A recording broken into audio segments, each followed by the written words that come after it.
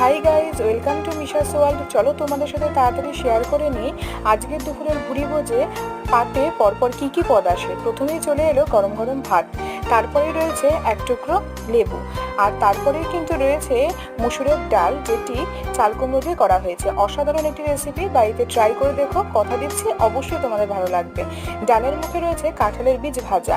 কাঁঠালের বীজ তো আমরা সবসময় ফেলে দিই, কাঁঠালের বীজ না ফেলে দিয়ে এভাবে অল্প নুন, তেল, হলুদ, লঙ্কা এবং চিনি দিয়ে ভেজে খেয়ে দেখো, কথা দিচ্ছি তারপর তোমরা কাঁঠালের বীজ ফেলে দেবে না।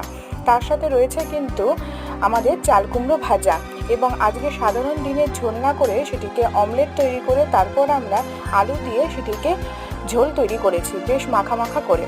তারপরে রয়েছে শেষ পাতে আমের চাটনি। এই হলো আজকের থালি। কেমন লাগলো তোমাদের আজকের এই ভিডিওটি অবশ্যই জানিও, আর আমার চ্যানেলের ভিডিওগুলিকে ভালো লাগলে অবশ্যই চ্যানেলটিকে সাবস্ক্রাইব করো, অনেক বেশি শেয়ার করো।